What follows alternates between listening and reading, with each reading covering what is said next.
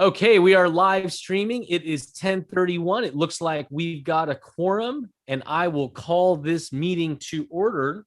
And I will kick us off with the Pledge of Allegiance. Can I ask our board member, Carol Averill, to please lead us in the Pledge of Allegiance? Good morning. Ready? Begin. I pledge allegiance. I'm sorry, can you hear me? We can hear you perfectly. Okay. I pledge allegiance to the flag, the United States of America, for which stands one nation, under God, indivisible. Sorry. Justice for all. Justice for all. Thank you very much, Carol.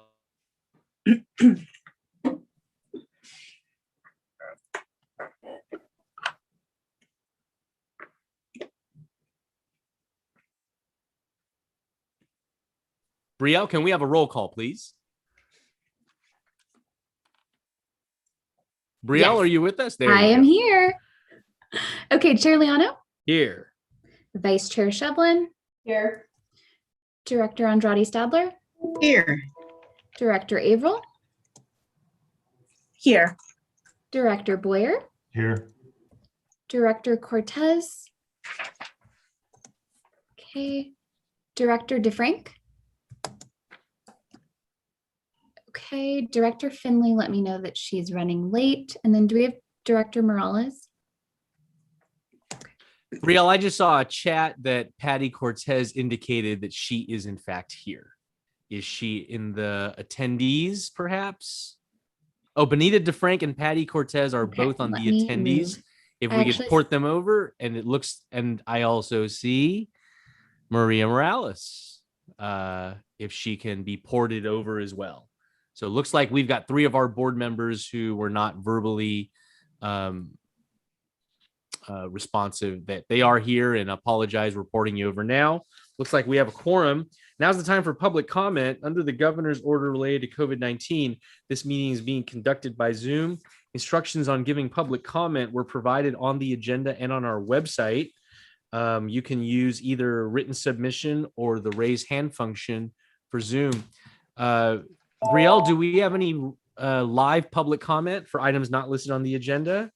No, we did not receive any public comment. Do we have any written public comment for items not listed on the agenda? No. Seeing none, I'll move on to changes to the agenda order. Would anybody on the governing board like to change any order to the agenda items? I don't see any suggested changes. We'll move on to the consent calendar. The consent calendar is items 6 through 9, meetings from April and May, an update to our project pipeline, and a resolution relating to emergency shelter. Would anybody on the governing board like to pull an item for discussion on the consent calendar? I am looking for raised hands. I don't see any raised hands. Yes. Adele, please proceed. Adele, just on the minutes for May 17th, I was not here, so I would have to not vote for that. Okay, so your vote to presumably approve will be with an abstention on item 7. On item 7, yes, that's correct. Okay. Any one wishing to pull an item on the consent calendar, items 6 through 9? Seeing no other requests to pull, do we have any public comment on the consent calendar, Brielle? We do not. Do we have any live raised hands who wish to speak on this item?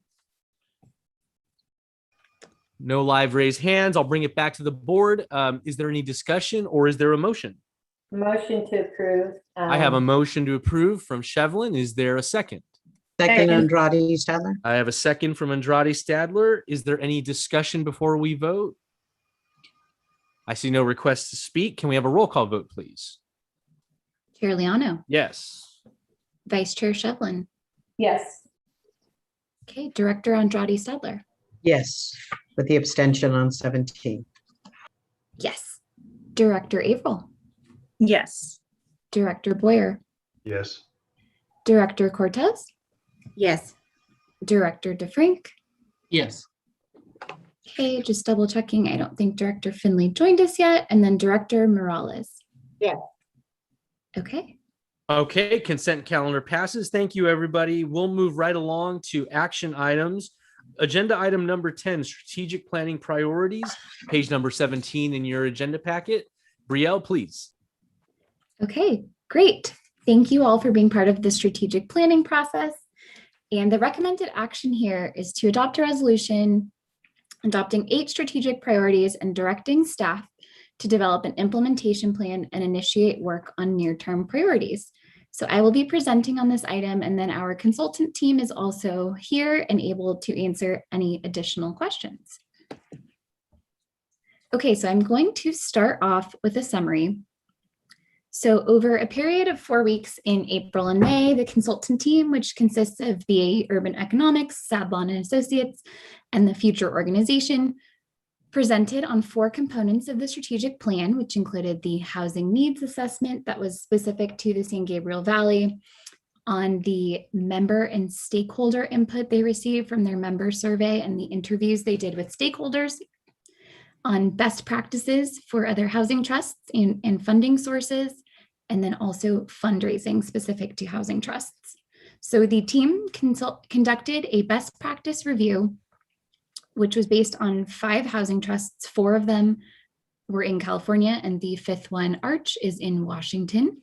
And this research established near and long-term goals for the San Gabriel Valley Regional Housing Trust, which have been broken down to show immediate recommendations that can be implemented within the current funding available to the trust, and future recommendations so that we can start preparing for additional funding once secured.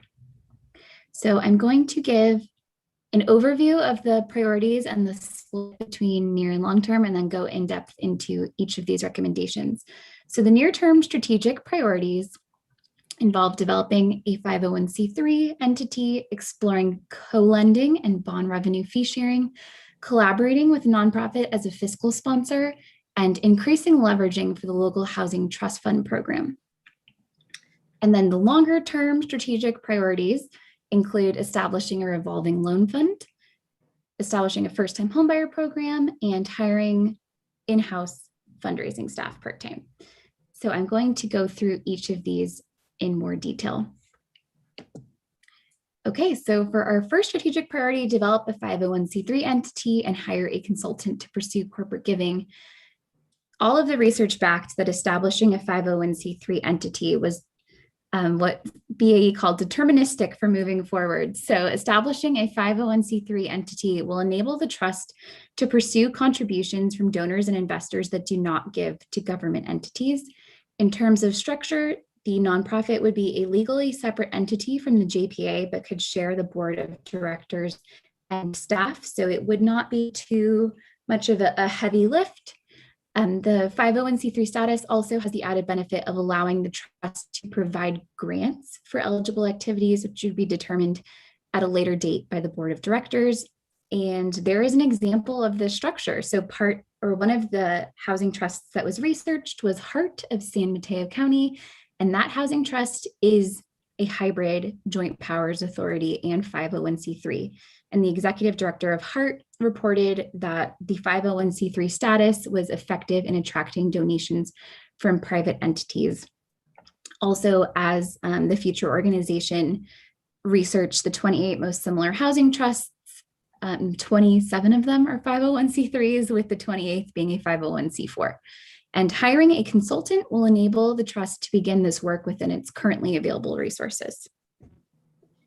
Okay, moving on to recommendation number 2, explore co-lending opportunities within existing CDFI. So this would provide access to low-cost loans for pre-development. And by doing this through partnership with an existing CDFI, this would provide access to this type of funding before the trust is able to establish a revolving loan fund on its own. So partnering with an established CDFI like LISC or Enterprise can deliver benefits, and it will take less time to get up to speed than either attempting to become a CDFI ourselves or getting to a place where we can do our own revolving loan fund for pre-development costs. And then this partnership could also potentially enable the trust to issue community impact notes, which is another way to tap into private dollars, as this is an investment product that allows buyers to earn a modest return on loan fund investments. Okay, strategic priority number 3, explore bond revenue fee sharing with LACDA. So this would provide an opportunity for trust staff to work with LACDA's bond staff and gain experience in this field and develop a framework so the trust could in the future issue bonds if it decides to at the direction of the board of directors.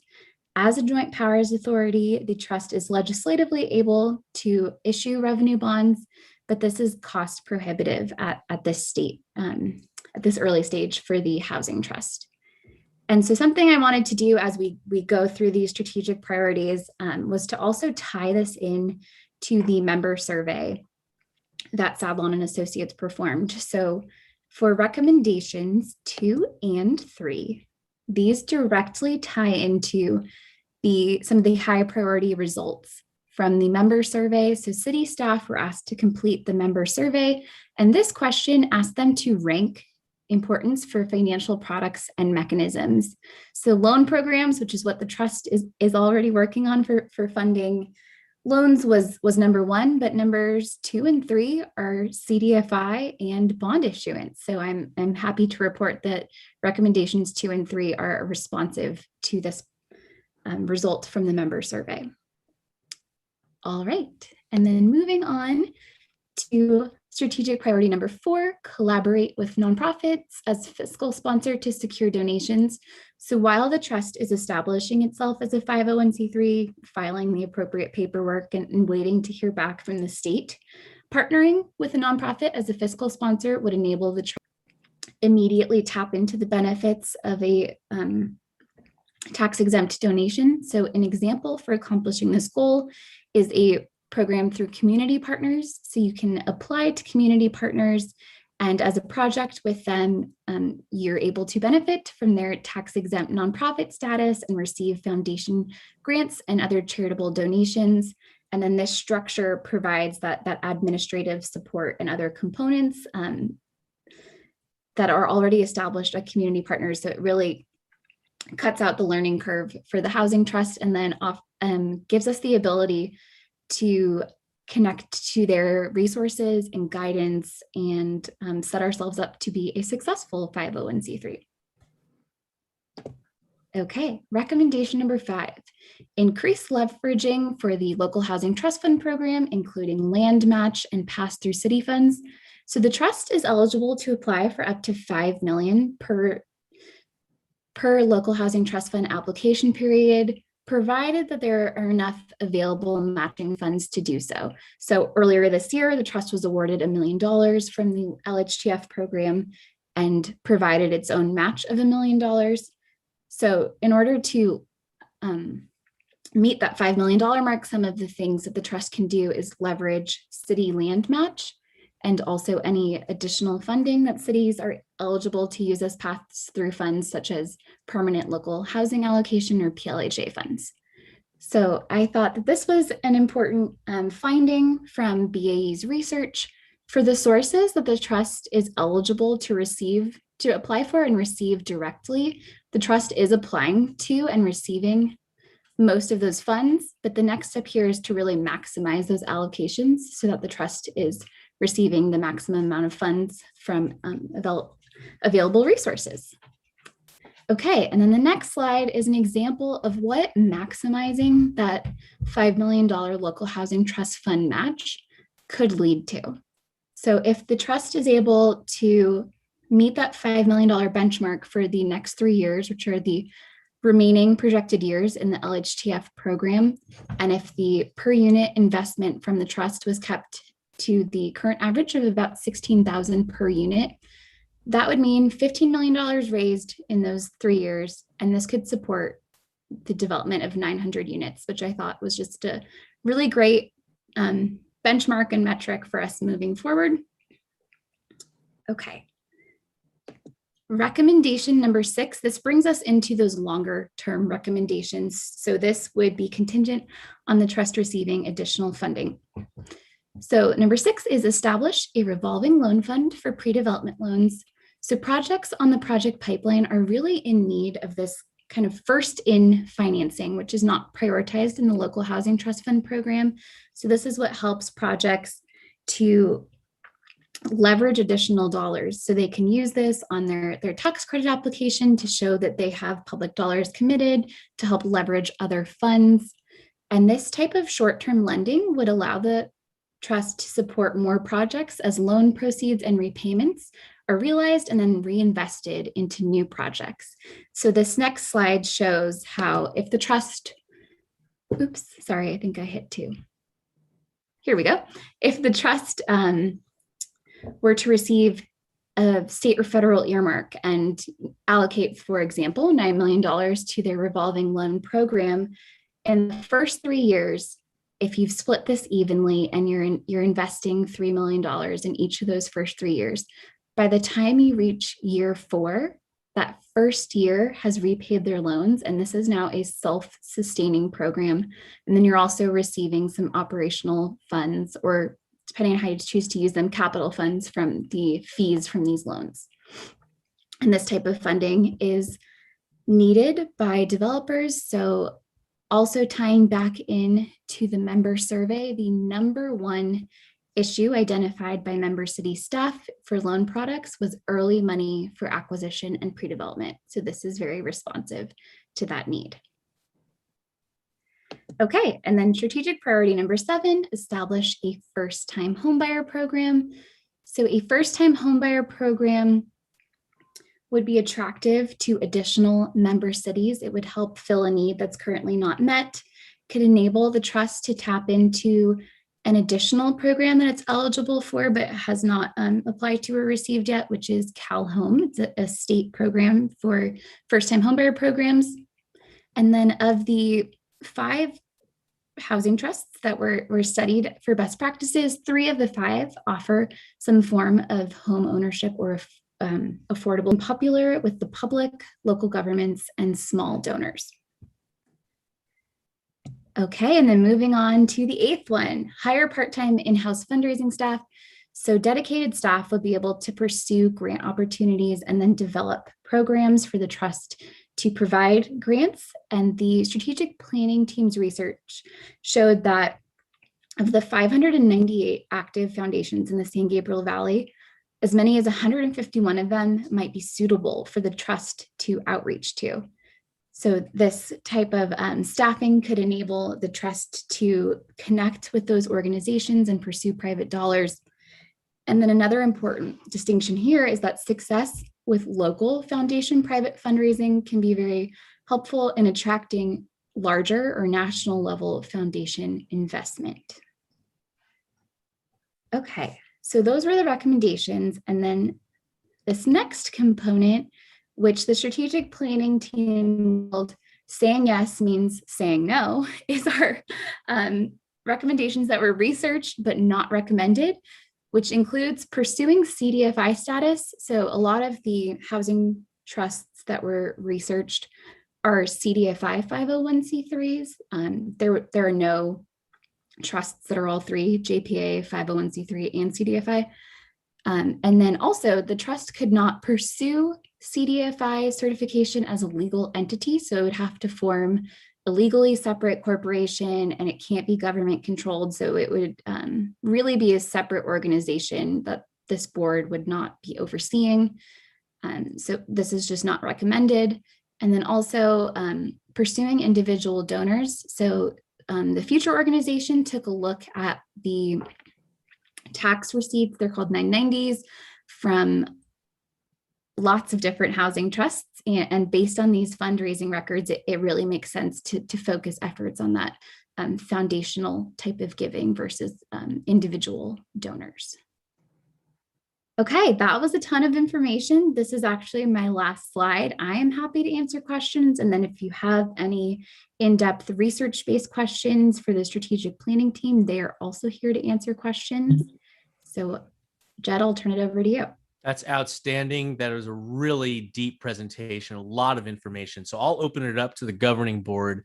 Are there any questions or comments from the board? I'm looking at raised hands, and I will recognize Vice Chair Shevlin. Thank you. This is kind of a process question. I'm just curious on that 501c3 process. Do we have any idea currently how long for an organization like this to qualify and get all their ducks in a row? About how long is that process? Yeah, does anyone from the future organization want to tackle that one? What you've seen historically? So timelines for this is Amory Thomas, the future organization. Timelines for founding a 501c3 are largely dependent on being able to get the paperwork together and filing with the Secretary of State. Your legal counsel probably has more information about what the trust would be required to do to undertake that formation. Hi, this I is looked at it. Lisa. I looked at it online, and it said anywhere from 2 months to a year. Yeah, So I was wondered- gonna say, Becky, I was gonna agree with you on that. It just depends on how quickly the paperwork is filled out and whether or not it gets kicked back. And you have to do it both federally and at the state level. So, you know, I would say planning on 6 to 9 months would probably be fair. Mhm. Well, we've got a great staff.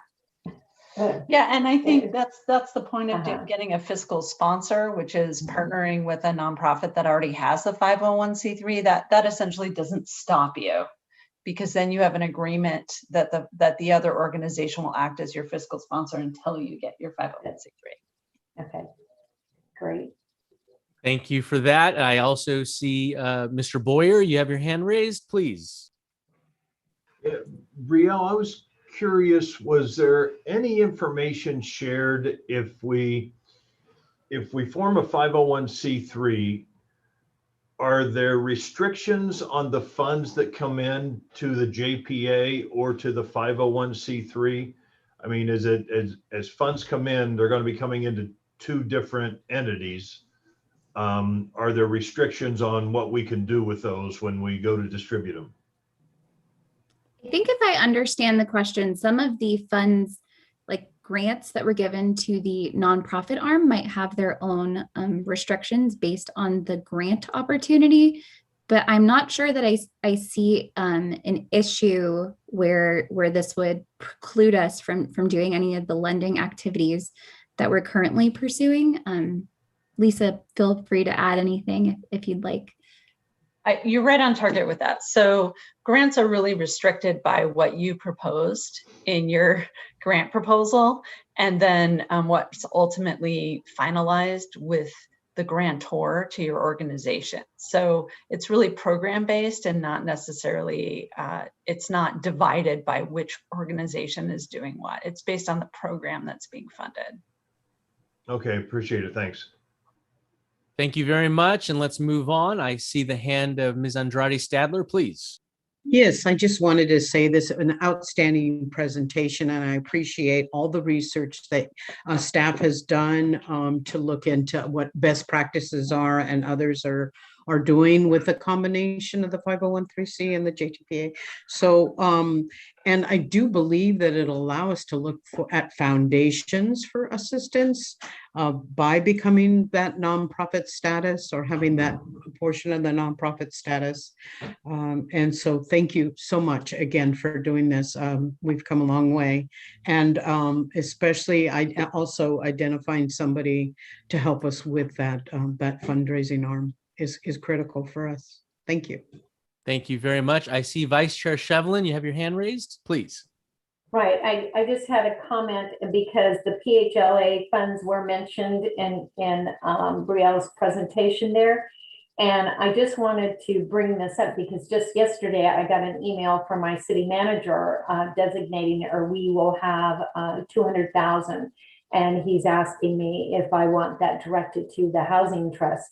And I said, of course I said yes, unless there's some burning project that, you know, need for us at the city level, but it doesn't appear given the restrictions on those. And I just wanted to highlight again that we in our cities and things like that should keep on top of that funding source, because those rounds of monies are coming up again. So if it goes according to my communication with my city manager yesterday, we would have an additional 200,000 to direct towards the housing trust. That's coming from me. Obviously, that needs the vote of approval from my council, but just thought I'd mention that. Thank you, Vice Chair Shevlin. And that's a little reminder in the middle of our strategic planning. As all of you are learning about your PLHA allocations, please think about the trust. And thank you, Monrovia, for pursuing that. Ms. Andrade Stadler, I see your hand again. Would you like to ask? Oh, still hand. Okay. Any other governing board questions for our presenters? Ms. DeFrank, please. I did have a question about the bond revenue, the fee sharing. Have we reached out to LACTA to see if that's something that they would be interested in? Or is it just a recommendation that we do reach out to them? They actually reached out to us. So it was kind of great timing, and I was able to provide that information to the strategic planning team, and that helped it to become a recommendation here. So very excited to continue those conversations. Perfect. And the same thing with the CDFIs, Enterprise and LISC. Is that something have we had conversations or? We have not. We've spoken with LISC about some of their other opportunities, like their naturally occurring affordable housing program. So this would be a directive to start making those inroads. Okay. I would just add that we did speak to some of those CDFIs as part of our stakeholder research for the project. Perfect. Thank you so much. Looking for governing board questions or comments relating to this item. Any other questions or comments from the board? I don't see any raised hands.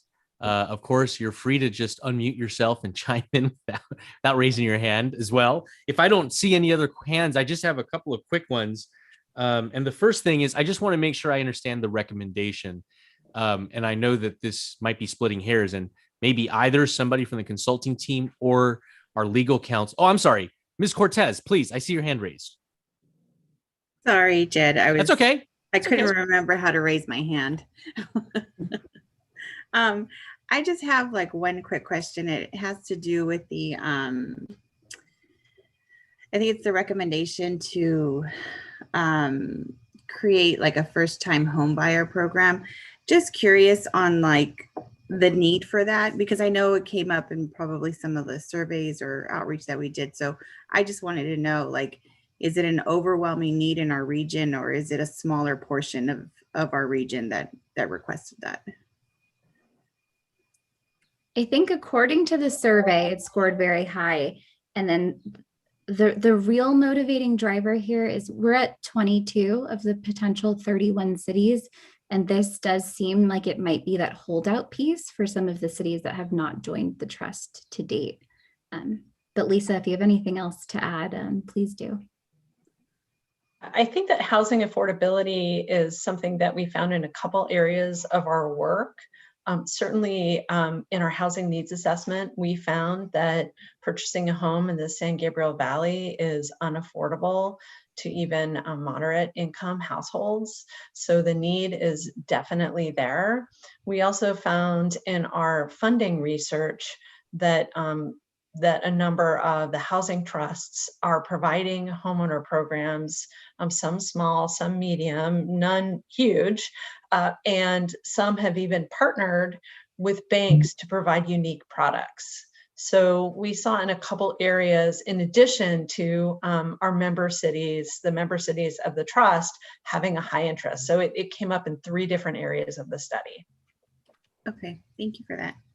And just a quick comment, like I just want to commend staff and the consultants for putting this together. I think it takes a really creative approach in trying to maximize our situation. So kudos to the work that's been done. Thank you very much. Any other questions or comments from our board members? Either raise your hand or just unmute yourself.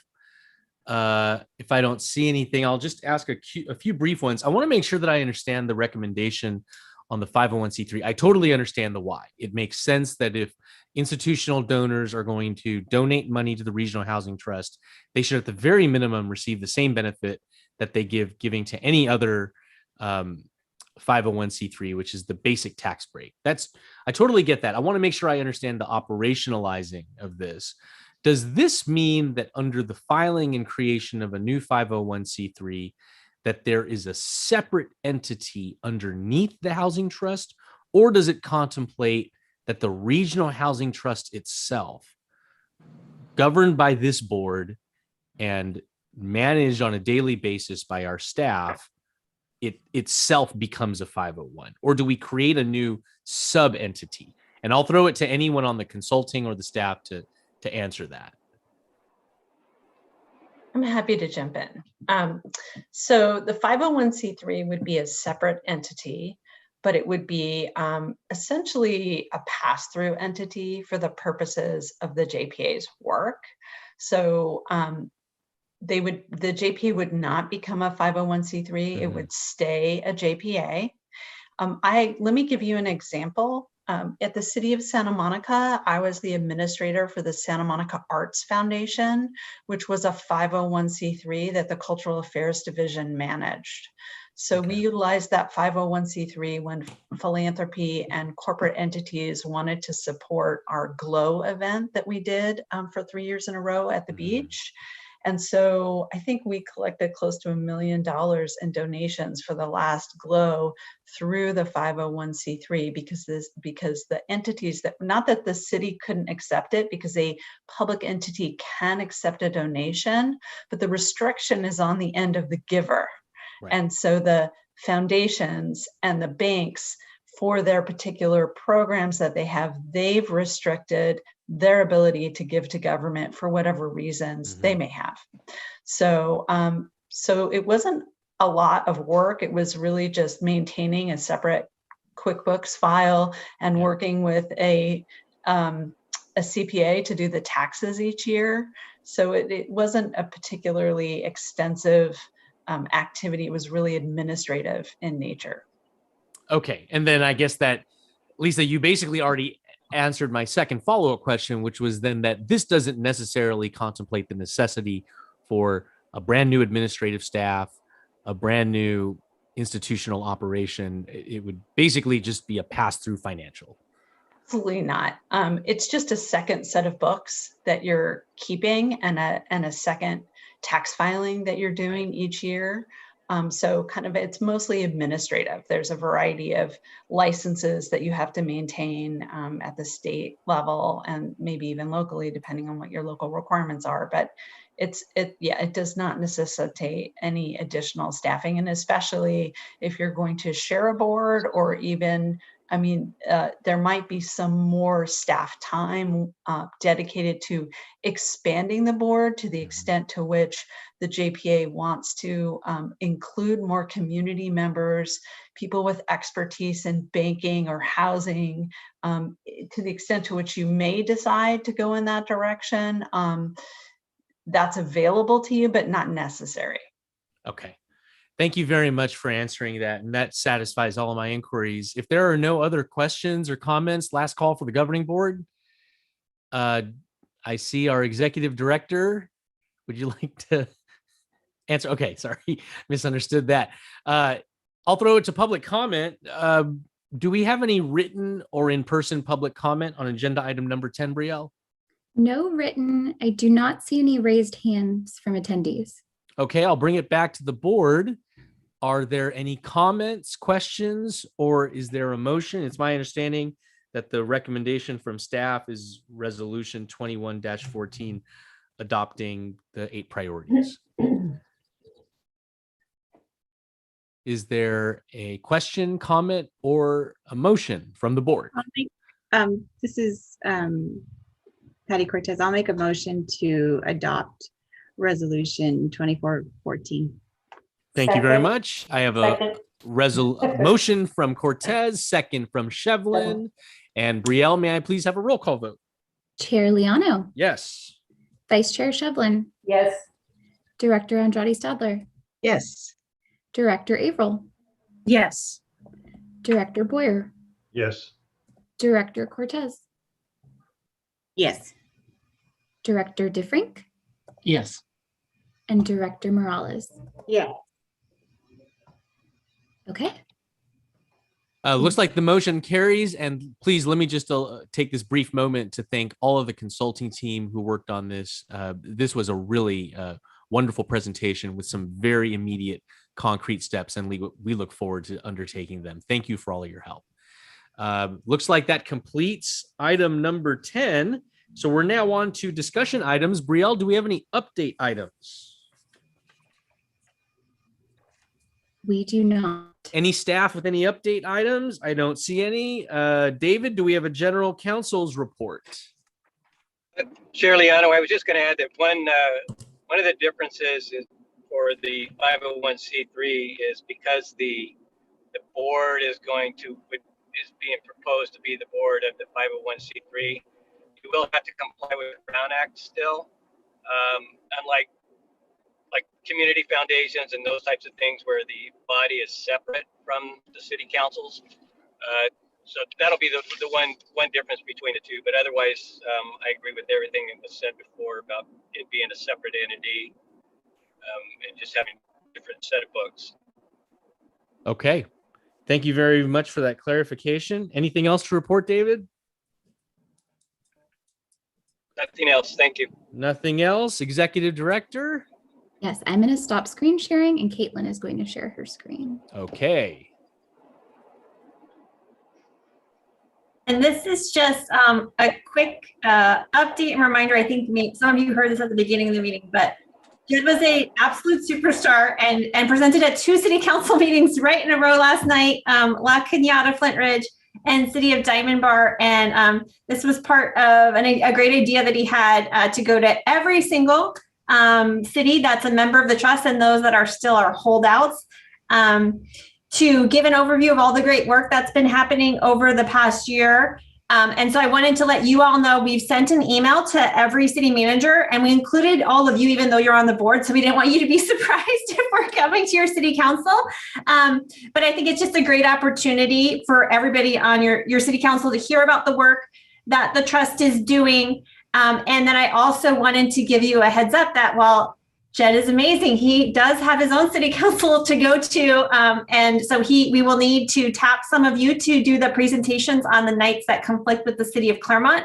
And Caitlin, are you going to share the schedule? Sorry. I don't know where she went. I have a schedule, but I guess I can't show it. So we will. Is it not on the screen right now? No. We don't have anything screen sharing right now. It's just the Zoom videos. My Zoom is telling me that I'm sharing right now. Okay. And I can email it out just so you all know when your different ones are. But we're doing a lot of them in June.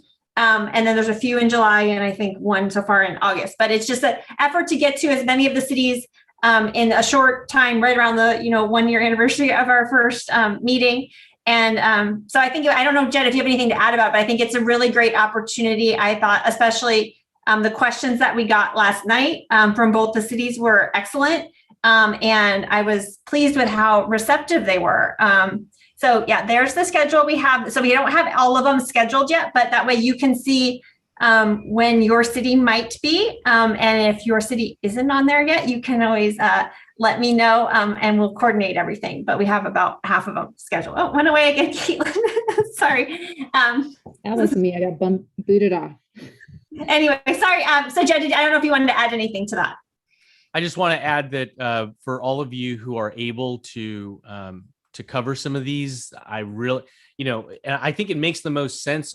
Most of the electeds who are on the board represent a regional territory that's comprised of 4 cities. And so, it would make a lot of sense that some of you, if you're able to, go to the member agencies or the agencies that might be thinking about membership. The thing is that we got to remember this is a new thing. And so, it's sometimes hard to discuss something that nobody knows anything about. And how do you talk about what are the benefits of it when it hasn't been done before? And so I just encourage everyone, if possible, to help out and spread the word about what we're doing. And just last night to La Cañada, Flint Ridge, and Diamond Bar, really uplifting presentations. They're really excited. These are 2 member cities, so haven't yet done the presentation to a city that's a non-member. Let you know how that goes. But the 2 member cities, very positive experiences, just want to know what we're up to and also how they can be more involved. And so thank you, Marissa and Brielle, for all of your work in creating that. Marissa, did you have anything else? Marissa, anything else? But you did great point. We actually will need a speaker. I know Brielle's going to reach out to somebody on this board for Rosemead next Tuesday because that conflicts with Claremont City Council. So this is timely. Somebody will be hearing from Brielle today to try to do the Rosemead presentation. Yes, Director Morales is actually the lead for that district. So you'll be my first ask. If you're not available, I'll make my way down. But thank you everyone for your help here. And we'll be at Pomona Monday, Benita. So we'll see you then. I'd be happy to help. Thank you very much. Appreciate that. Okay. Marissa, if nothing else, I'll just quickly move on to the chair's report. We're coming up on a year and we've been really, really busy. So the first immediate issue, we just talked about this at Homelessness Committee. And I guess I'll throw it to the board. At some point, we probably need to talk about meeting again in person. It's my understanding that the COGS direction is at some point after the break. And Becky, is that right? The COG is going to something after the dark month? We're going dark in July based on, we really don't have direction as yet. And I was just talking to Marissa right before this meeting, and possibly she can comment there was supposed to be some information coming down from the governor's office. Yes, we had a meeting yesterday, and actually a bunch of larger boards like us, about 20 agencies sent a letter to the governor's office last week because there's a lack of clarity. No one knows if on June 15th, poof, the governor's order go away and we have to go back to in person, or if there's going to be an extension of that, and the governor's office is not answering those questions. But allegedly there is a press conference tomorrow and we may get some clarification there. But we're in a little bit of a limbo because we don't know what will happen. I did want to mention, I'm sorry, I forgot under my report, we will have to have an additional meeting sometime probably in late June specific to approving the LHTF application, the project list, because the workshop for that application is actually happening right now. So we're getting some clarification on how our projects will score. So we couldn't do it at today's meeting, but we want to do it before July 1st in case the city is trying to secure tax credits for their project as well. So we need to meet sometime between now and June 30th with the project so that we can get that application submitted by August. So I just want to mention that. So probably like the last week of June is when we're looking to have that meeting, but we don't know at this point if it will be in person or virtual. We're hoping for virtual because it will be a rather brief meeting with one agenda item. Okay, and I see board member Finley, you have your hand raised, please. Thank you, and I apologize for not being on time. I had planned on being on time, but something came up immediately and I had to take care of it. So is there a possibility that we will be going hybrid? Is that an option, Marissa? I know a number of organizations are thinking, gee, this isn't a totally bad thing. They've been getting better representation because of the people's ability to zoom in. Yes, and actually we did a survey of all of our for the COG, for the governing board and all the committees, and the results were overwhelming that people would like a virtual option. So we're working on that, and actually have our city manager's monthly meeting is at noon today, and I'm going to ask them to try to be our guinea pigs to follow the existing Brown Act requirements, where you can teleconference, but you have to post the location. We're going to test that out probably at the August meeting to see how it goes so that we can try to have a virtual option moving forward. But I need someone who's a little bit willing to experiment and can have the city clerk's office help us because it's going to be a little tricky to make sure that we're doing it, but we are going to try to have a virtual option. Okay, all right, thank you. And so if I'm hearing the discussion correctly, it sounds like we're all in a little bit of a holding pattern. We know that we will have to have a meeting in June relative to the funding application under LHTF. Absent any drastic changes, it looks like that will proceed electronically, similar to this. And then I suppose that when we get some more guidance and the overwhelming response, it seems so far, of the desire for some hybrid possibilities, I think we should roll that out with it. I don't necessarily know that it's necessary to demand all members, drive from whatever distance to our next physical in-person meeting. Certainly, if people are finding this accessible and more convenient, I think we should make an attempt, if the law permits, to cover that under Brown Act. So is everyone good with that? Any additional points or comments on that? So everyone, before we adjourn, I just want to thank everyone again. Weeks ago, we convened on 3 days' notice on a special meeting. We made quorum. We got our business done. Thank you for all of you for that. And it looks like we're going to have another special meeting to meet this LHTF deadline, which is coming up. We obviously want to get into the next round of HCD's Housing Trust Fund grants. And so we'll do our best to make the notice as early and conspicuous as possible. But, so far, our board everyone has been above and beyond with making themselves available. So everyone, thank you so much for that. And the last thing I just have is we're at a year now. I want to just say that we are at a point of now we've adopted the strategic plan. We're at 21, 22 member cities. I really think that we can start thinking bigger and broader beyond just let's raise money and let's fund units.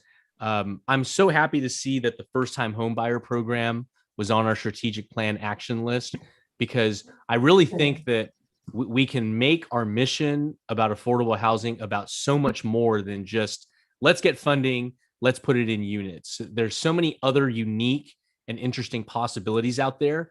And I really hope that as a board, we can all work together to keep fostering that. So any ideas? Let's make this meeting as collaborative, open-ended. There's no wrong answers.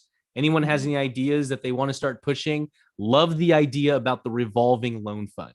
I think that's awesome. Fourth year, it pays itself. And so with that, I believe we are at 47 minutes. If there are no other items for the good of the order, I will adjourn. It is 11:19. Thank you, everyone. We'll see you in June for the special meeting on LHTF. Thank you, Jed. Take care, everyone. Bye.